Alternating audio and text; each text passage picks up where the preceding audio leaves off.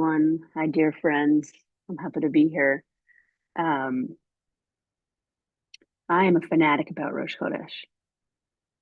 I love the idea of being present, in our Jewish time. And I know that all 197 of us that are here right now appreciate the opportunity to drop into mindfulness and use the present moment as a grounding foundation for our hearts. Rosh Chodesh is an opportunity for us to do that. It's actually the first commandment in Torah. The very first thing God commands the Israelites to do is to mark the new moon of Nisan, Rosh Chodesh Nisan, and all the moons thereafter, because the difference between being a slave and a free person is our own ownership of time. And since we're all meditators here, we know that when we are in our practice, we learn how to respond rather than react. So Rosh Chodesh is our opportunity every month to recognize that we're free, to use the wisdom of the month to help be spiritual foundation for ourselves in order to be present in our lives and respond to what's going on, no matter how windy it is around us. So let's talk a little bit about what's going on for this month. Actually, just by a show of hands, who's done Adar with me any of the past couple of years? I know I can't see everyone, but Nancy, you know what's happening. I see you, a couple of other people. Okay, so Adar. Adar is the month that we are commanded to bring joy. I'm curious if people could just drop into the chat what immediately comes up for you when I say that. This month, our spiritual practice is joy. I don't want to speak for everybody. I'd like to just survey the scene. How does that land with everyone?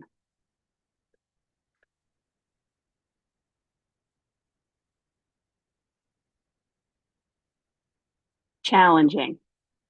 This is going to be super difficult. Joy, not oi. A lot of direct messages to me about how this is going to be very challenging. This is going to be challenging. It's going to be challenging. Seems that this is going to be challenging. Those are all private messages, and I can see even from our list here, this is not an easy month. I am struck by it being commanded. All right. I think I'm aligned with the rest of you that this seems very challenging. Actually, I think that I have cried every single day for the past month and a half. So the idea of joy seems far from what is my natural presence. But I'm Jewish and I want to be in Jewish time. And so I'm thinking about what does it mean to have a whole month dedicated to Adar and it being something that's 4,500 years old. My ancestors have always been doing every Adar.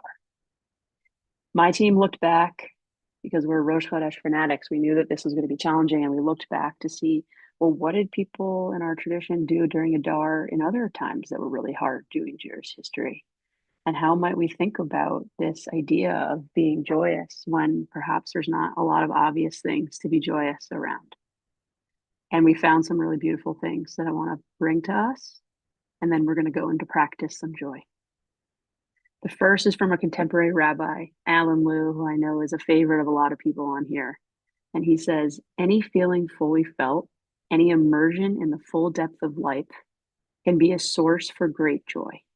And I'll put it here in the chat. Oop, a lot of private messages. Any feeling fully felt, any immersion in the depth of life can be a source of great joy. So, what Alan Lewis is saying here is that if you're present with your emotions, no matter what it is, that's joyous. That's close to your truth. That's divine.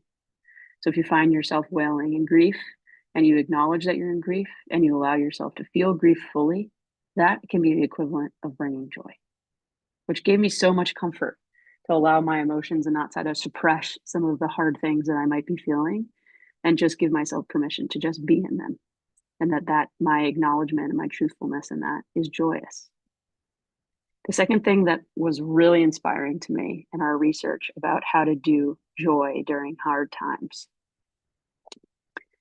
I'm getting a lot of private messages about how joy is essential for social justice and joy is essential for resistance. So here we are. Here's a great piece of text from the Pietnikar I really have a hard time pronouncing this rabbi's name. Josh, how'd I do? Pia Chesner. Try Pia Chesner. Pia Chesner, Rebbe. Thank you. Um, this man is very famous. He lived during the time of the Warsaw Ghetto. He wrote a book called Chodesh, The Holy Fire, and he speaks to this question about joy from the ghetto. And this is what he writes. The obligation to rejoice is not only for the person who is already happy or merely the individual who is the potentially joyful situation. Rather, even if the person feels lonely and brokenhearted, with mind and spirit crushed, he must inject at least a spark of joy into his heart. So let's just let that text sit for a second. It's our commandment because it's from Exodus that we're supposed to bring joy into our lives this month. We have from our ancestors who've been through really hard times before, and we are here as a continuation of that commitment to Jewish practice to say, here we are in Adar 5785. Our hearts might be broken, but it's Adar and it's our commandment to bring joy.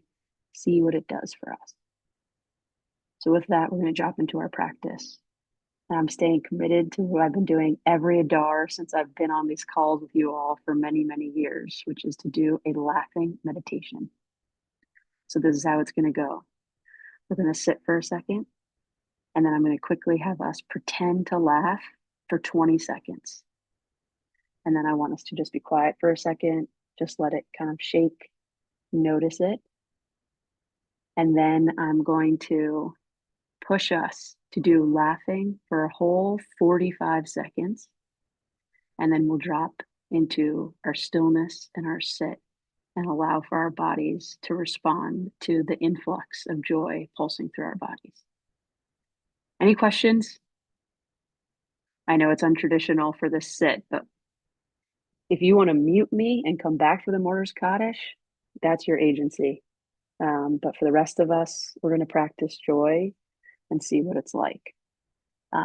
Laughing meditations are where you pretend to laugh on purpose until you start laughing actually. And the neuroscience behind it is that your body actually recognizes the fake laugh and the real laugh to be the same. So let's see what the medicine does for us. And Harry, I'm going to need you actually to unmute us so that everyone can hear each other and not just me. All right, so let's find our stillness, find our body. Take a deep breath in. Just notice yourself for a second. Our physical body, what is true for you right now.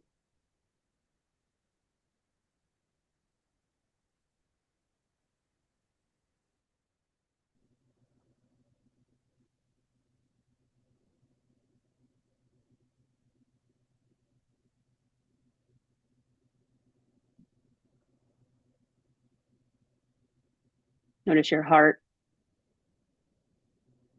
On this Rosh Chodesh 5785, my heart is like this.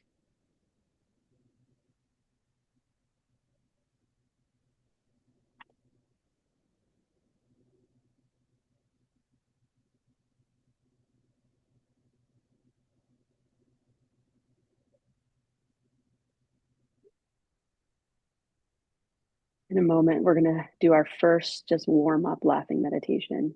You're welcome to keep your eyes closed or turn them up, open them to look at me.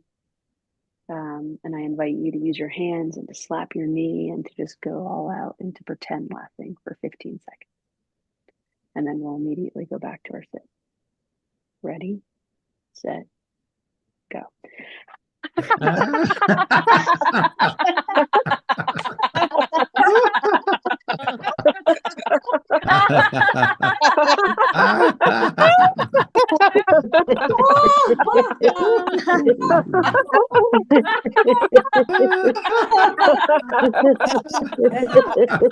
Easy, take a deep breath in. Deep breath out. Deep breath in. No, nothing, Michael. Deep breath out. Nothing. It's And allow your body to just sit for a moment.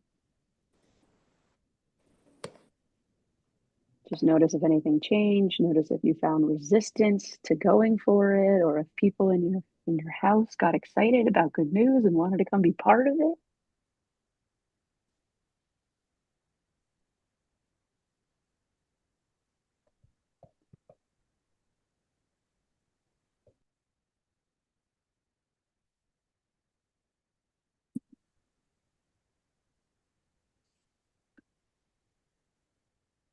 If it felt weird and felt fake, that's because we did it on purpose. It was just a warm up, and there's no reason to judge ourselves for anything in this practice. We're just in a notice.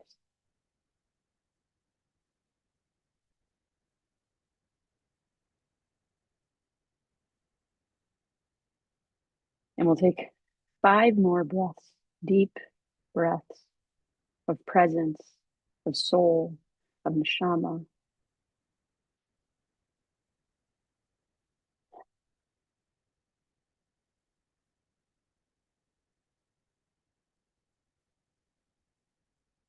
In a moment, we're going to start our laughing meditation. We're going 45 seconds, everybody. I think we can do it. Imagine your ancestors sitting with you, laughing with you. Give yourself permission to try out Adar. You ready? Set, go.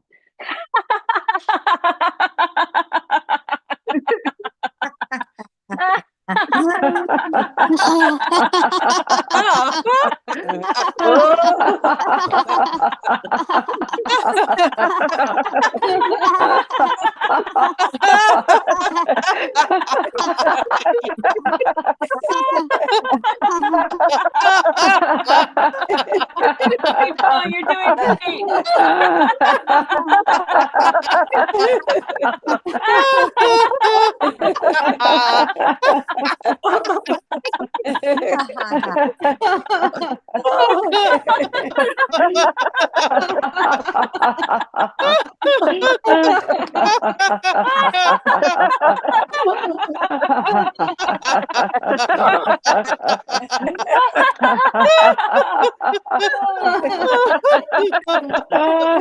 A deep breath in and a deep breath out. Allow your eyes to close. Take your hand, place them anywhere in your body that might need a little extra nourishing.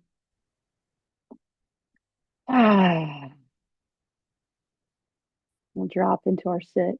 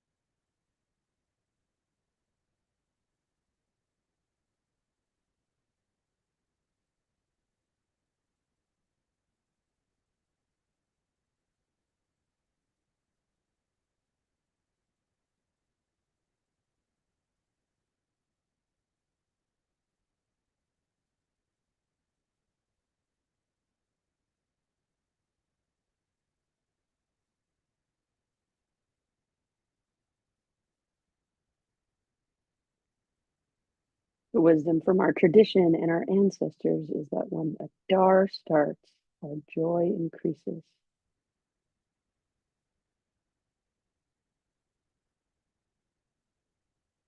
Our first sit of Adar for this month. Just notice what that feels like in this year.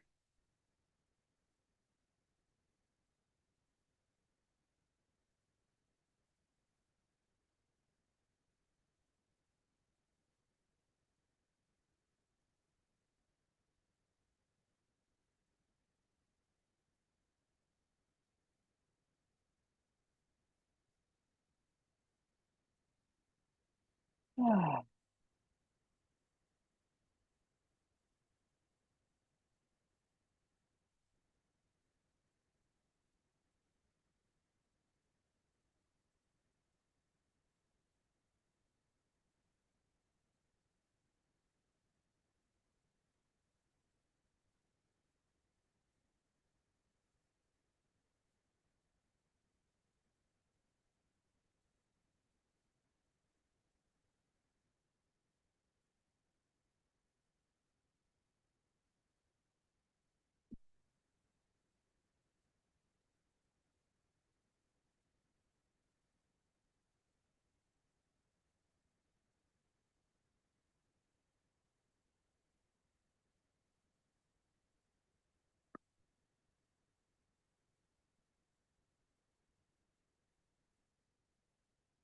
In our last couple of moments together, I'd like for us to try out a visualization. And this visualization is inspired by Shalach Manos, a tradition and ritual in Adar where around Purim we make gift baskets for our friends and for people in our community and people in need. And we drop them at their houses. So today, what I'd like for you to do, if you're interested to explore, imagine in your mind's eye sending joy with your breath to close people in your life. Imagine them doing something that they love and that you are sending them extra joy, giving the gift of joy.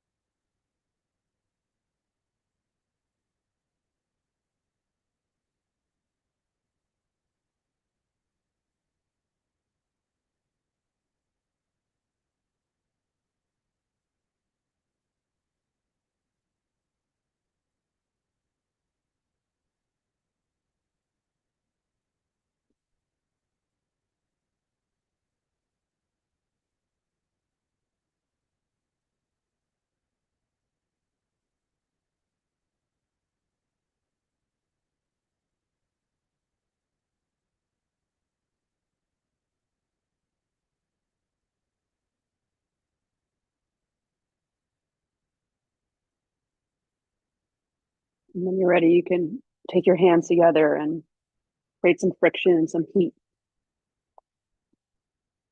Make it really hot, nice and warm.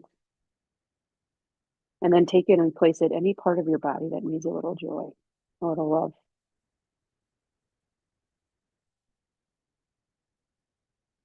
And just breathe into that.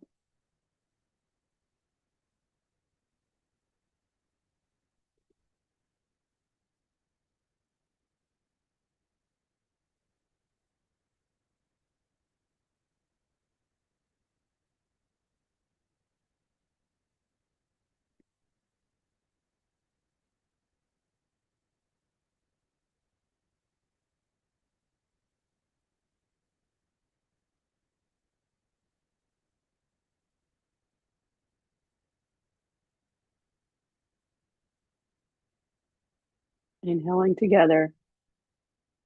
Big audible exhale out. Inhaling. Exhaling. And last one.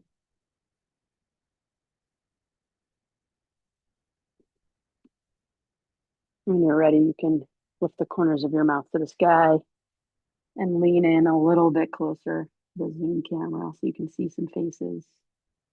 And we'll send some smiles to the other 219 souls that are here with us right now. Being part of our tradition to be in Adar with each other, even if we know our hearts are heavy. Thanks for having me, everybody. It's nice to sit with you today. Chodesh Tov. And let's be very sweet to ourselves. If you're looking for more Adar resources to meet this moment, the organization at the Well is here for you. And we want to help lift up everyone, no matter where they are. Thank you, Sarah, and want to give an extra plug to check out At the Wells. If you're not already involved in what At the Well is doing, it's highly recommend, and a really wonderful organization and wonderful work that they're doing and wonderful community that they've built. So please do. We will have more of a chance to reflect on the practice today, maybe do a little more laughing at the top of the hour. Right now, if there are those who are remembering loved ones, we have an opportunity to say Kaddish. If you'd like to put the name of anyone you are remembering today into the chat,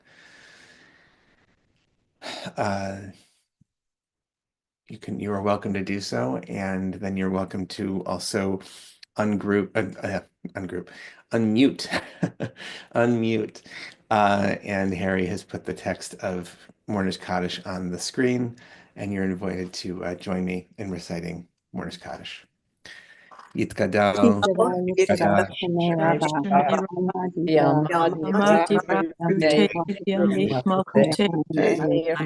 Vayechon v'mechon v'chayechu Yisrael. Hagala v'sman haritzenu. Amen. Shmei Rav Avraham Yitzbarach Yisparach v'Yishtabach V'Yishtabach v'Naseh Adar v'Yithalel Yithalel Shmei V'Shah V'Chut Ela V'Chata V'Shirata V'Hushbachata V'Hushbachata V'Randiama Amen. Honorable Yisrael Hayim Rabba V'Shamayim L'Chaim V'Aseh Shalom V'Aseh Shalom Aleinu v'Al Yisrael v'Shel Beitiv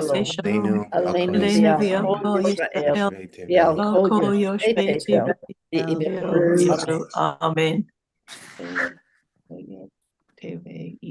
Amen. Thank you. If you need to leave us, we wish you Tzeitchem Shalom, farewell, Shabbat Shalom, Chodesh Tov. Reminder, we'll be off next week, so live sessions will resume after that. But again, you're always welcome to practice with our YouTube recordings and our podcasts, and etc. Lots of resources for you. And At the Well has stuff going on next week, so you should go to them also. So we'll bring Sarah back now, and if you have a question, as always, we welcome if you can put your question with all caps question beforehand. It just makes it easier. There's always a lively chat, and especially when Sarah's here. And Sarah, I've definitely been here before on Adar. I remember the laughing practice, and so it's great to laugh with you. And would love to just invite folks to, reflect on, just share if there are questions that arose for you, or B, how that was for you. What were things that you observed in that practice? Love to hear about them. I think starting with, Sarah, if you want to respond a little more to, what was coming up a lot when you, first put the question out, kind of like it feels incongruous for a lot of people. And you yourself were saying, we were chatting before we went live about, you live in DC, and how many people are being affected directly by, things that are happening in the government today. And yeah, so I'm wondering if you, for yourself, like this sort of practicing joy in Adar, what's that like for you? And where are you finding sources of joy? And that would be a welcome thing also for folks to share in the chat too. Thanks for the question. It is a complicated time in my family and my household and my immediate family and my friends. my family in Israel. I mean, it's just like there's a lot going on. Um, I think that I feel about being Adar and being commanded to bring joy and to do that in hard times, similarly to the reactions that I've gotten in the private messages in the chat, which are a lot of people saying, thank you for the laughter. It felt good to have that emotion and made me have the heart balm that I like salve of my heart that I need right now. And some people being like, I hated that and it felt incongruous with how I'm feeling and it felt too fake and I'm sad about everything that's going on. And I think they're both true for me and that it's true for now. And I don't have a magic wand for the complicated times that it is. I know that I find a lot of strength and foundation by being aligned with the Hebrew calendar. It allows for me to connect to my ancestors, a spiritual wisdom that's 4,500 years old, and I get to be a link in the chain. It connects me with nature and allows me a path and a roadmap to feel human. And so I just sat with whether or not to do the laughing meditation this year and decided to go for it. Because I am the freest version of all of my ancestors still. And I need some life force to make me strong to be able to respond to this moment in the ways that I need to be for my immediate family, for my friends who've lost their jobs, for my parents who are moved to DC because they're committed to justice. You can imagine what it's like to be in my house. And for my friends in Israel who still dance and are finding moments to bring joy in that I think there's what's this? I'm forgetting the line of text from songs. It's like the harder that you cry, essentially, the bigger your laughs could be. Mm. And so I think for a year where I've cried more than I ever have, I think it feels good to do a little bit of laughter too. Yeah. So that's my answer to your question, where it's complicated and I'm not even trying to analyze it that much. I'm just trying to lean on the Jewish wisdom that says do it and that it's on a purpose in this time of year for a reason. And so if it landed for you, use it as a tool. If it didn't land for you, use it as a tool to explore. That's the only thing I can do for the offering. Yeah. I also think I think that I appreciate everything you're saying, Sarah, and I feel like also, humor is a Jewish resource. Like, I mean, it's something that we're actually really good at as a people, is the ability to laugh at, even in very bleak, moments. My family, in my family, we grew up reading the Big Book of Jewish Humor. That was a Friday night ritual, and my brothers and I can just like quote page numbers to each other, and like the appropriate joke or whatever. Um, and and it's still something like I share with my kids, like they all grew up like reading the Helm stories or whatever. And I think there's something that is so precious and important about being able to hold very heavy realities lightly, right? Like there's an ability that humor gives us of being able to recognize. I mean, it's not to at all to minimize the heaviness of the situation, but it's also, um, uh, I'll just say like, well, no, I won't say it. I won't say it. Anyway, you also have to practice discernment about when it's the right time to say the right joke. But I think there's just something so important about and it's also important in the mindfulness world that we're in, which so often can be so earnest. Like we're always so earnest, and we're always like in our feelings and everything. And being able to just like have a hold it lightly and being able to laugh at ourselves a little bit and being able to laugh at the situation that we're in.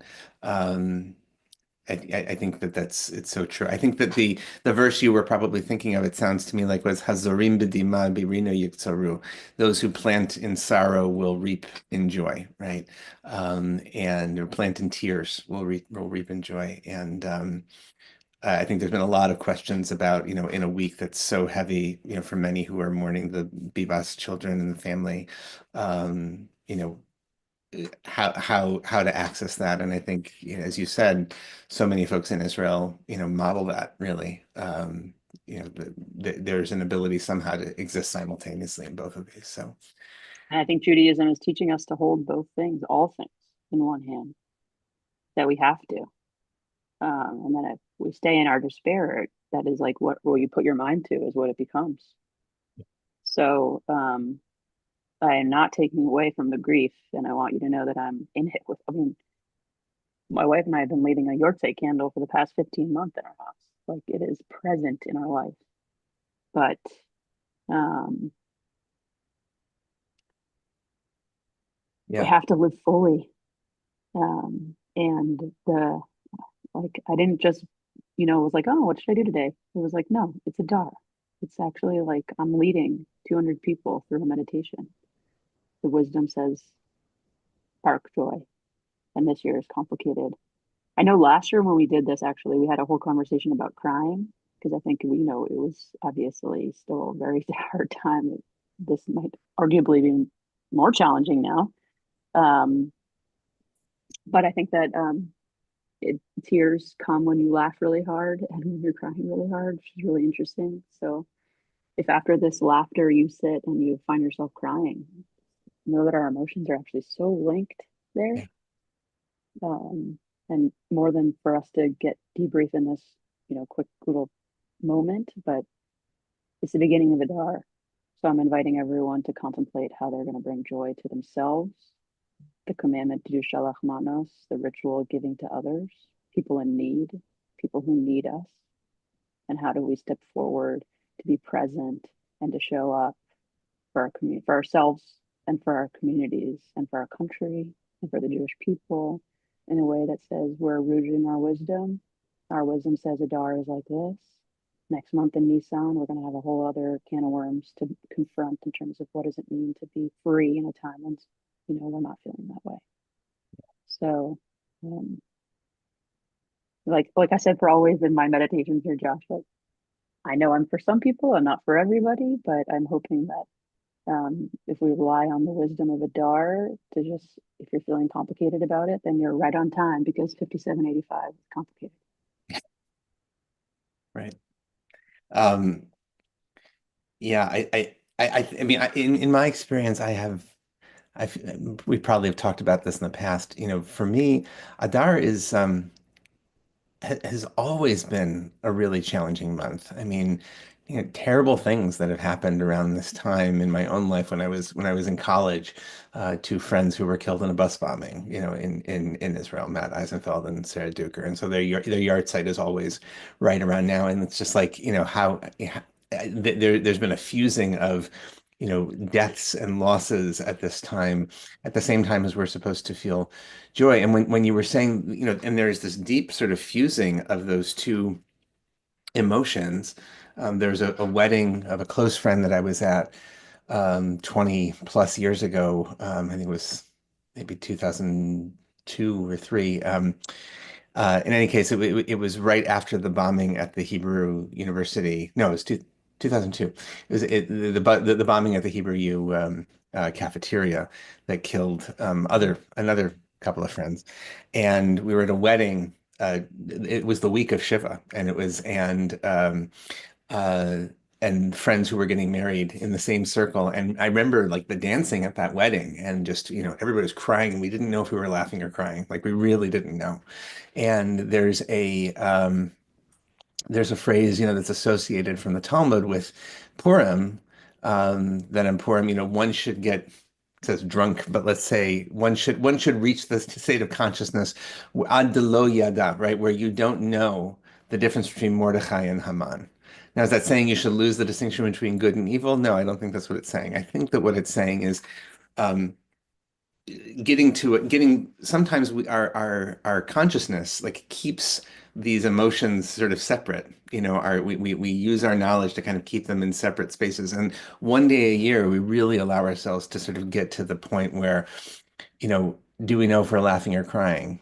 Don't. It's all sort of a stream of emotion, and there's work to be done there, that there's importance that's there. So There's Uh, all this, I mean, there's so much richness because Purim is actually the most spiritual day of the year. And then it's also like linked Yom Kippur and Purim. There's a lot of, connection between the two of them and how differently we are celebrating them, but how do we get close to the divine and get close to ourselves, and be human. So there's, way a lot to explore. And I hope the meditation teachers, I know that they're gonna, for the next month, with exception of next week, because IGS is on retreat, but after that, are going to explore for this month, and it's quite interesting, I think, to be exploring it in a time that's hard. There's a couple In a of time that's hard. questions. There's a couple of questions that came in that I just want to, I do want to lift up. One that you may be able to answer more easily than another. Do you have this from Hannah? Do you have a Jewish source for doing more laughter yoga, like today, for those of us who found it helpful and would like to do more regularly? Like a Um, text. or Um, or other resources, I guess. I don't know. Uh, um, I know that there's so many texts about laughter because yeah. it's such a medicine, so it has to be. I don't have one at the top of my head or necessarily resources to do more Jewish laughter meditation, but um, Hannah, you could do it. You need three people and you just pretend to laugh, and about 30 seconds in, people start laughing for real. And it's easier to do when you're in person because you can see people actually like slapping their knee. And I wish I had more resources for that. Yeah. There's also then there's a question. I've heard a commandment that says sit Shiva, but when you are needed to celebrate a wedding, you should break your Shiva, break your Shiva sitting. And that's from Brigitte Brigitte. This is where we fall into a spectrum of Jewish peoplehood and how we interpret different commandments. I think Yeah, there's yeah. some people who might do that and some people who would never do that. Right. And I think and there also needs to be a recognition of, it's one thing, when you are immediately sitting Shiva for a relative who, is a close that's a close thing. And then there's another thing where it's something you've taken on. You're not. This is not a close relative, but it's something that you've taken on voluntarily.